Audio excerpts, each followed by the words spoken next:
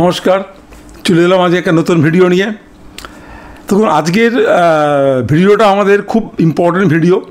আজকের ভিডিওতে আমি যেটা আলোচনা করব সেটা হচ্ছে, দেখুন আমাদের মার্কেট এবং সারা পৃথিবীর মার্কেট আজকে যে ভোলাটিলিটি চলছে, যে মারাত্মক ভোলাটিলিটি চলছে, এবং এটার কিন্তু একমাত্র কারণ হচ্ছে কিন্তু তারিফ ওয়্যার বা ট্রেড ওয়্যার, সংক্ষেপে বলতে গেলে ট্রেড ওয়্যার। এই যে তারিফ ওয়্যারটা চলছে, যেটা আমাদের ট্রাম্প সাহেব ঘোষণা করেছেন গত 2 এপ্রিল, তারপর থেকে কিন্তু আমাদের মার্কেটটা প্রচণ্ডভাবে ভোলাটিলিটি হয়েছে। শুধু আমাদের নয়, পৃথিবীর সমস্ত মার্কেট। সুতরাং আজকের এই আলোচনায় অবশ্যই থাকবে তারিফ নিয়ে দীর্ঘ আলোচনা, এবং তারিফের জন্য কী ফল হতে পারে, এবং আগামী দিনে আমাদের ইনভেস্টমেন্ট স্ট্র্যাটেজি কী হবে, আমাদের মার্কেটের অবস্থা কী হবে, এইটা নিয়ে একটা আমাদের আলোচনা থাকবে। আরেকটা আলোচনা থাকবে কি, আমরা জানি যে আজকে অর্থাৎ বুধবার দিন আজকের আমাদের কিন্তু রিজার্ভ ব্যাঙ্ক রেট কাট করেছে। এই রেট কাট সম্বন্ধে আজকে একটা আলোচনা থাকবে। রেট কাট কী এবং এর ফলে কী সুবিধা হতে পারে, কতটা রেট কাট করলো, এইটা নিয়ে একটা আলোচনা থাকবে। আর তার চেয়ে বড় কথা হচ্ছে যে আজকে আমি ভিডিওটা করার জন্য আমি যে টপিকটা বেছেছিলাম, আমার সেই টপিকটা পুরো 180 ডিগ্রি ঘুরে যাচ্ছে। তার কারণ হচ্ছে, আমি ভিডিওটা করার ঠিক আগের মুহূর্তে আমি দেখলাম যে আমেরিকা মার্কেটে একটা নাটকীয় পরিবর্তন এসছে। সেই নাটকীয় পরিবর্তনটা কী এবং কীভাবে এসছে সেটা নিয়ে আমি আজকে আলোচনা করব, এবং তার জন্য কী ফল হতে পারে ভবিষ্যতে সেটা নিয়ে আজকে আলোচনা থাকবে। সুতরাং সমস্ত কিছুকে নিয়ে আজকে আলোচনা, এবং আগামী দিনে আমাদের ইনভেস্টমেন্ট স্ট্র্যাটেজি কী হবে, আমাদের কীভাবে আমরা ইনভেস্ট করব, কী পদ্ধতিতে করব, সমস্ত কিছু নিয়ে আজকে আলোচনা। সুতরাং ভিডিওটাকে আপনারা প্রথম দিকে পুরো মন দিয়ে শুনুন। আশা করি এটা আপনাদের খুব কাজে লাগবে। আর ভিডিওটা দেখে যদি আপনাদের ভালো লাগে তাহলে অবশ্যই আমার চ্যানেলটাকে সাবস্ক্রাইব করবেন এবং একটা লাইক দিতে ভুলবেন না, আর কমেন্ট করবেন। এই ভিডিওটা দেখে আপনাদের কী মনে হলো কমেন্ট করবেন। আর এছাড়াও যদি আপনাদের পোর্টফোলিও নিয়ে বা আপনাদের ইনভেস্টমেন্ট নিয়ে যদি আপনাদের কোনো কুইরি থাকে বা আপনাদের কোনো জিজ্ঞাসা থাকে বা কোনো কৌতূহল থাকে, তাহলে আপনারা আমাকে হোয়াটসঅ্যাপ করবেন। হোয়াটসঅ্যাপ নাম্বার নিচে দেওয়া থাকবে। আমি প্রত্যেকটা হোয়াটসঅ্যাপ পড়ি এবং আমি হোয়াটসঅ্যাপে উত্তর দিই।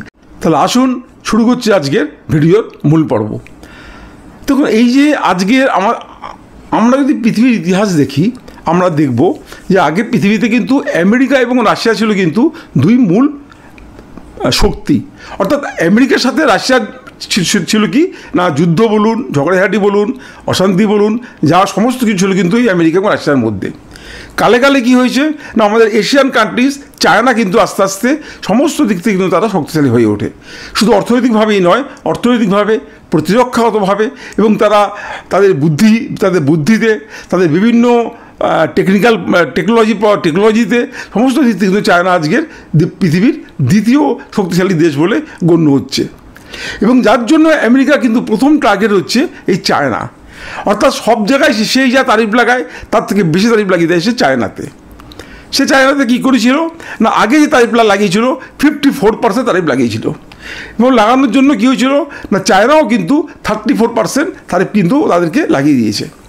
আর যখনই তারিফ এটা লাগালো, যেটাকে বলছে যে রিটালিয়েট, যখন যেটাই করলো, সঙ্গে সঙ্গে কী করলো না, আমেরিকা বললো যে তুমি যদি আমার তারিফ না কমাও তাহলে কিন্তু আমি আজকে রাত্রি থেকে আবার 50% তারিফ লাগিয়ে দেবো।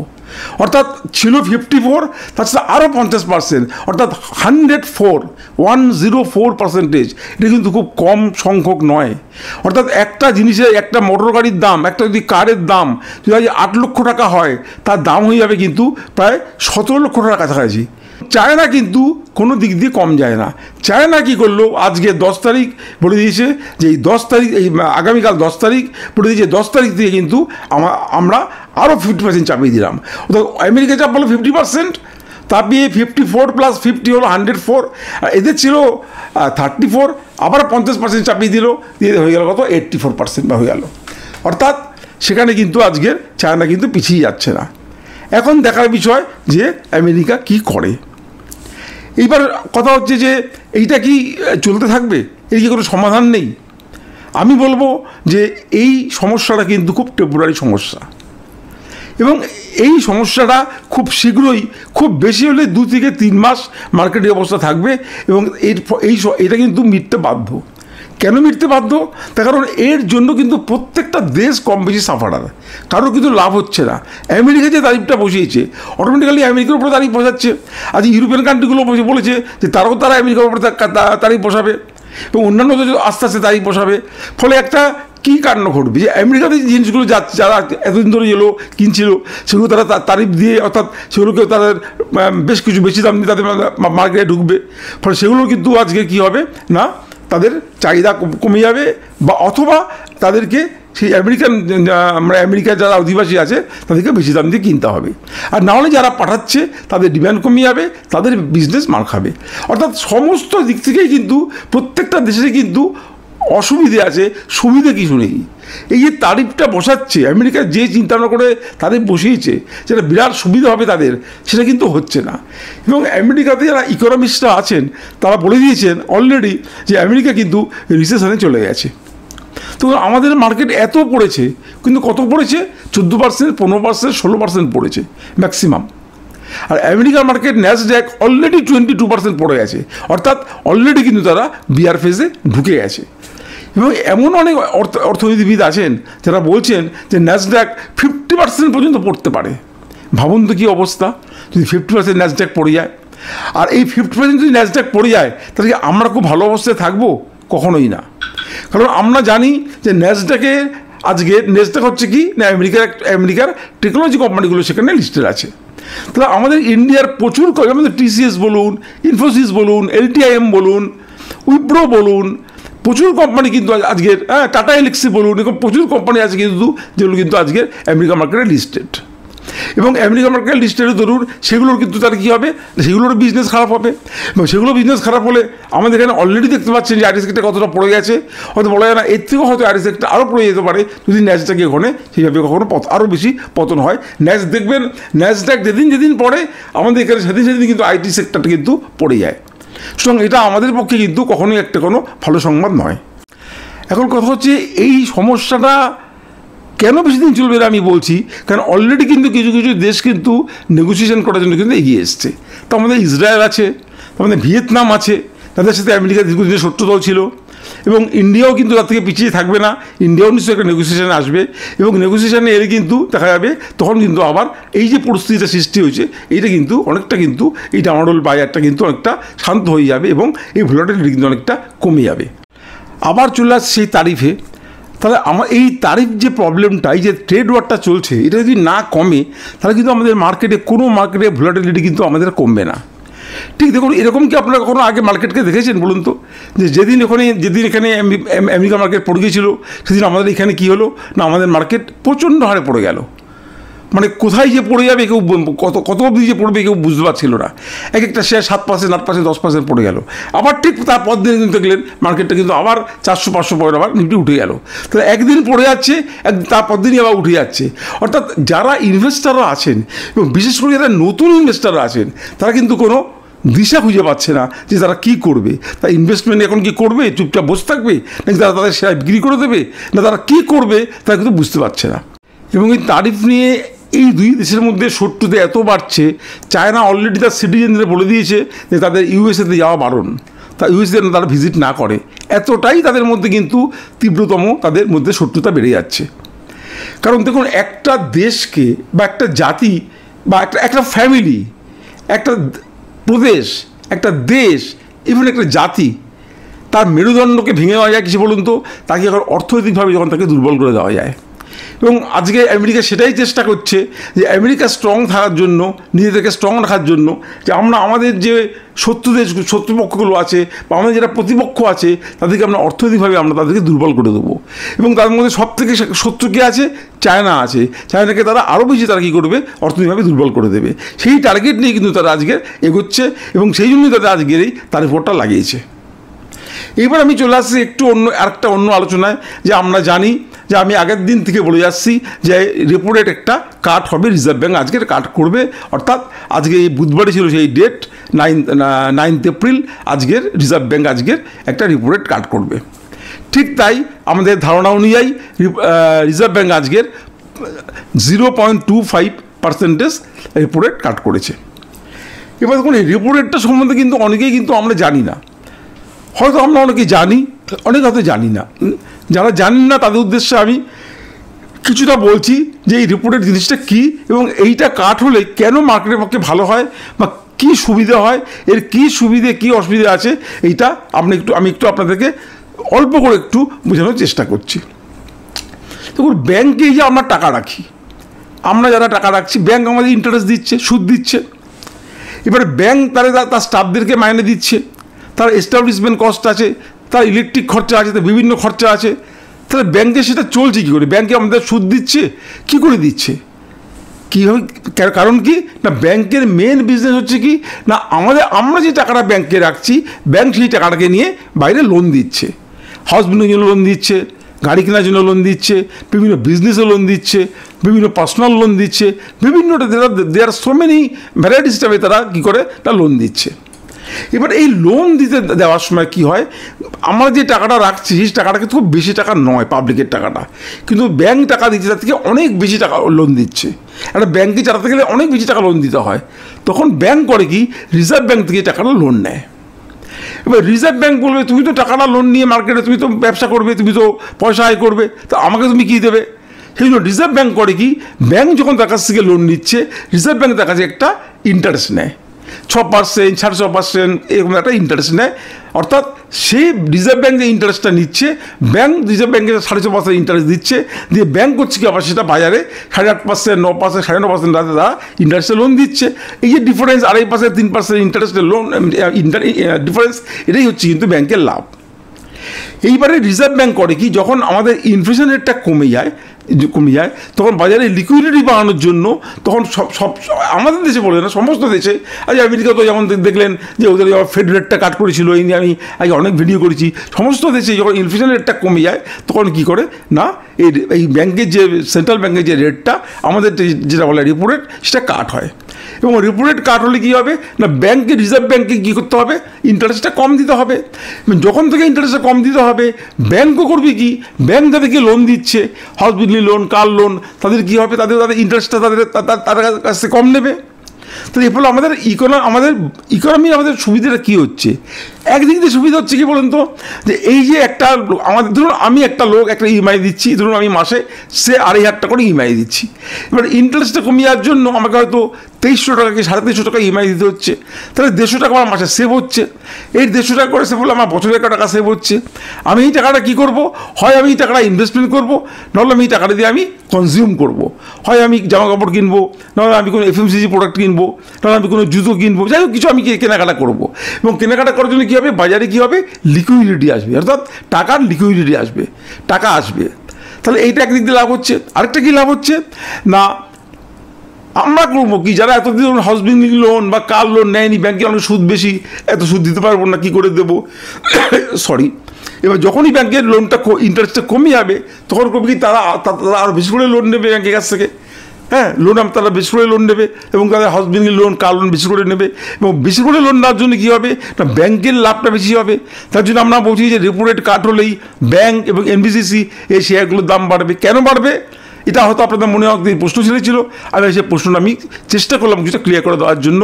এবং যখনই তারা আরও বেশি করে তারা লোন নেবে, তখন কী হবে, ব্যাংক বেশি করে ইন্টারেস্ট পাবে, এবং ব্যাংকের তখন লাভ হবে। এবং এর ফলে কী হচ্ছে, বাজারে সব দিক থেকে বাজারে একটা লিকুইডিটি আসবে, এবং তখন কী হবে, আস্তে আস্তে করে আমাদের জিডিপি রেটটা আস্তে আস্তে করে আমাদের বাড়বে। এবং এরপরে আবার কি দেখা যাবে না, যে ইনফ্লেশন রেটটা কমেছিল, এর আস্তে আস্তে ইনফ্লেশন রেটটা কিন্তু আবার আস্তে আস্তে বাড়বে।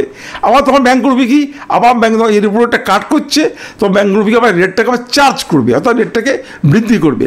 এইভাবে কিন্তু আমাদের এই ম্যাক্রো ইকোনমিক্সে আমাদের খেলা চলে, আমাদের সাইক্লিক অর্ডারে চলে। এবং আমাদের রিজার্ভ ব্যাংকের গভর্নর আজকের পুরোপুরি বলে দিয়েছেন যে আমাদের কিন্তু ইনফ্লেশন কিন্তু সামনের দিনে আরও কমে যাবে, এবং আরও 3টে কি 4টে রেট কাট এবছর হওয়ার সম্ভাবনা আছে। কিন্তু আমাদের কী হচ্ছে, এই যে তারিফটা বাড়ছে, এই তারিফ রেটটা যদি এরকম বাড়তে আরম্ভ করে, তাহলে কিন্তু আমাদের জিডিপিতে কিন্তু আমাদের কিছুটা খারাপ হবে। অর্থাৎ আমাদের বেশি বলেন, উনি less than 1% বলেছেন যে আমাদের জিডিপি গ্রোথটা কিন্তু আমাদের কিছুটা কমে যাবে। তাহলে আজকে রাত্রে আমি ভিডিওটা করছি, অর্থাৎ আজকে বুধবার দিন আমি রাত্রিবেলা ভিডিওটা করছি। আগামীকাল বৃহস্পতিবার দিন আমাদের মার্কেট ছুটি মহাবীর জয়ন্তীর জন্য, এবং শুক্রবার দিন আমাদের মার্কেট খুলবে। কিন্তু আজকে রাত্রিবেলায় একটা যেটা বলছিলাম, এটা মারাত্মক একটা ইম্পর্টেন্ট খবর এসছে। কী খবর এসছে না, আমাদের ট্রাম্প সাহেব কী করেছে না, 10% করে আমাদের তারিফ কমিয়ে দিয়েছে। সারা দেশেই 10% করে তারিফ কমিয়ে দিয়েছে, এক্সেপ্ট চায়না। চায়না ছাড়া আর সব জায়গাতে কিন্তু 10% করে তারিফ কমিয়ে দিয়েছে, এবং 10% করে তারিফ কমিয়ে দিয়েছে। শুধু তাই নয়, হয়তো বলা যায় না, যারা হয়তো আরও নেগোসিয়েশন করতে চায় যে ঠিক আছে তুমি আমাকে কমিয়ে দাও, আমিও তোমাকে কমিয়ে দেবো, এরকম নেগোসিয়েশন তারা করতে চাইবে। হয়তো ইন্ডিয়া বলবে যে ঠিক আছে আমাকে তুমি কমিয়ে দাও, আমিও কমিয়ে দেবো, হয়তো বলা যায় না আরও হয়তো কম হতে পারে। তাহলে এই যে কমিয়ে দিয়েছে, ঠিক এইটুকুনির জন্য দেখুন আজ মার্কেট কী ধরনের রিয়াক্ট করেছে। আজকের গত 5 বছরে যা একদিনে বাড়েনি, অর্থাৎ একদিনে এতটা যে ওদের ডাউ জোন্স আমেরিকা মার্কেট যে বেড়েছে, এটা হাইয়েস্ট বেড়েছে বিগত 5 বছরের তুলনায়। আজকে কত বেড়েছে আপনাদেরকে একটু বলে দিচ্ছি। আমি যখন ভিডিও করছি সেই সময় অনুযায়ী 2700 পয়েন্ট, 2700 পয়েন্ট ডাউ বেড়েছে। আমার অ্যাটলিস্ট মনে নেই আমি কোনোদিন দেখেছি এর মধ্যে তো 2700 পয়েন্ট ডাউ বেড়েছে।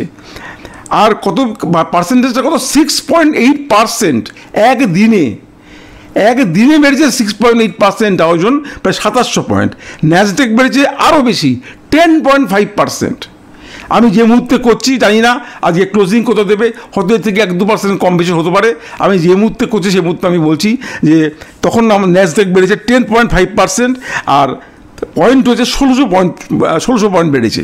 আর S&P 500 বেড়েছে কত শুনবেন, 8.3%, প্রায় আপনার 371 পয়েন্ট বেড়েছে, 8.3%। অর্থাৎ একটা বেড়েছে প্রায় 6.8, অর্থাৎ 7% কাছাকাছি, একটা 10%-এর ওপর, আরেকটা হচ্ছে 8%-এর ওপর একদিনে বেড়েছে।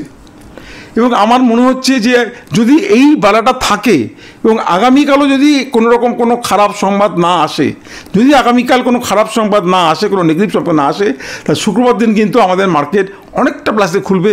অন্তপক্ষে 500, 600, 700 পয়েন্টও আমাদের মার্কেট কিন্তু গ্যাপ আপে খুলতে পারে। সুতরাং আমাদেরকে একটু কনসাসলি কিন্তু ট্রেড করতে হবে। এরপরে লাস্ট কনক্লুশন হচ্ছে, তাহলে আমরা এখন এইখানে কি করব। দেখুন, একটা কথা আপনাকে আমি বলছি, আমার এতদিনের যে ইনভেস্টমেন্ট অভিজ্ঞতা বা আমার যেটুকু পড়াশুনো আছে, আমি বলছি আপনাদেরকে যে এইটা কিন্তু একটা লাইফ টাইম অপরচুনিটি ভাববেন। এই ধরনের সুযোগ কিন্তু খুব কম আসে। আজকের আমাদের ইন্ডিয়ান মার্কেটে যে সমস্ত ভালো ভালো কোম্পানির শেয়ার যেখানে পড়ে আছে, খুব লোভনীয় জায়গায় পড়ে আছে, এখানে আমাদেরকে চুজি হতে হবে, আমাদেরকে ঠিক জায়গায় স্টক স্পেসিফিক হতে হবে, এবং আমরা ভালো ভালো কোম্পানির শেয়ার আমরা করবো কি এখানে আমরা নিয়ে আমাদের পোর্টফোলিওতে রেখে দেবো, এবং আমরা আমাদের টার্গেট অবধি কিন্তু আমরা ওয়েট করব। আজকে স্টক মার্কেটে বেশিরভাগ মানুষ লাভ করতে পারে না কেন বলুন তো? যেই শেয়ারটা আপনি কিনলেন, দেখবেন হয়তো 2 দিন পরে যেই মার্কেটটা পড়ে গেল আপনার প্যানিক হয়ে যাবে, কি হবে। কিন্তু এইটা হয় না, মার্কেট ওপর নিচ করেই ওঠে। মার্কেট কোনোদিন পড়বে, কোনোদিন উঠবে। আপনি যদি একদিন মার্কেট পড়ে দেখুন, এই আমাদের ইন্ডিয়া মার্কেট একদিন 1000 পয়েন্ট 1200 পয়েন্ট পড়ে গেল, তারপর দিন আমার 400-500 পয়েন্ট উঠে গেল। এই যে আজকে আমেরিকা মার্কেট এতদিনই যা পড়েছে, আজ একদিনে সেই রিকভারি দিয়ে দিল। আবার যদি শুক্রবার দিন আমাদের মার্কেট 700-800 পয়েন্ট বাড়ে, তুমি আমাদের মার্কেট কিন্তু সেই 2300 ছাড়িয়ে চলে যাবে, 23,000 ছাড়িয়ে চলে যাবে। সুতরাং এইগুলোকে নিয়ে ভাববেন না, আপনি বরং স্টক স্পেসিফিক হন, যে আপনি কোন স্টকটা কোন লেভেলে ধরছেন এবং আপনি কোন লেভেলে কি ছাড়বেন, অর্থাৎ এন্ট্রি পয়েন্ট এবং এক্সিট পয়েন্ট আপনারা ঠিক করুন। এবং আপনারা হারিডলি কিছু কিনবেন না, কারণ দেখুন ট্রাম্পের যে দেখতে পাচ্ছি, ট্রাম্প খুব খামখেয়ালি লোক, তার কোনো কথা ঠিক নেই। সে সকালে একটা কথা বলে, বিকেলে একটা কথা বলে, কোনো কিছু তাকে কিছু বলা যায় না। সুতরাং এক্ষুনি আমরা আনন্দ করে এক্ষুনি আমরা সব টাকা মার্কেটে ইনভেস্ট করে দেবো না। আজ একদিনই মার্কেট বেড়ে গেছে বলে আপনারা ক্যাশ 15-20% অ্যাটলিস্ট ক্যাশটা হোল্ড করুন। আপনারা আস্তে আস্তে টাইম টু টাইম ইনস্টলমেন্ট, সে মিউচুয়াল ফান্ডেই হোক আর শেয়ারই হোক, আপনারা আস্তে আস্তে যেদিন যেরকম ডিপ দেখবেন, যেদিন যেরকম দেখবেন মার্কেট পড়ছে, অল্প করে আপনারা ইনভেস্টমেন্ট করে যান। কারণ এখন কিন্তু ইনভেস্টমেন্ট করার সময় চলে এসেছে। হয়তো এখান থেকে মার্কেট আরও পড়তে পারে, যদি পড়ে আপনার তার জন্য আপনারা টাকা রেখে দেবেন, আস্তে আস্তে ইনভেস্ট করবেন। যখন মার্কেট পড়বে সেখানে আপনারা ইনভেস্ট করবেন। আমরা কিন্তু কেউ জানি না যে কোনটা হচ্ছে অ্যাকচুয়ালি বটম। এতদিন বলা হয়েছিল যে বটম হয়ে গেছে, এখন দেখা যাচ্ছে এই যে তারিফ যে নতুন প্রবলেমটা এসছে, এর জন্য আবার কতটা মার্কেট পড়তে পারে এই মুহূর্তে বলা যাচ্ছে না। যদি কোনো রকম কোনো নেগেটিভ পয়েন্ট না আসে, হয়তো বলা যায় না, হয়তো মার্কেট তাহলে বটম করে গেছে, এখান থেকে হয়তো মার্কেট র্যালি দিতে পারে। সুতরাং আমরা কিন্তু কেউ জানি না এই মুহূর্তে কী হতে পারে। সুতরাং আমাদেরকে কসাস থাকতে হবে। তবে একটা কথা বলতে পারি যে এই যে সুযোগ এসছে, এই সুযোগটাকে কাজে লাগান, আপনার ভালো ভালো স্টকে ইনভেস্ট করুন, এবং আগামী দিনে আপনারা ভালো প্রফিট আপনারা পাবেন, খুব আকর্ষণীয় প্রফিট আপনারা পাবেন, এবং দেখবেন যে আপনাদের যে পুঁজি লাগাচ্ছেন আপনারা ভালো মুনাফা নিয়ে আপনার ক্যাপিটালে কিন্তু খুব ভালো একটা গ্রোথ হবে। সুতরাং আজকে বিশেষ ভিডিও বাড়াবো না। আপনারা সুস্থ থাকবেন, ভালো থাকবেন। নমস্কার, জয় হিন্দ, জয় ভারত।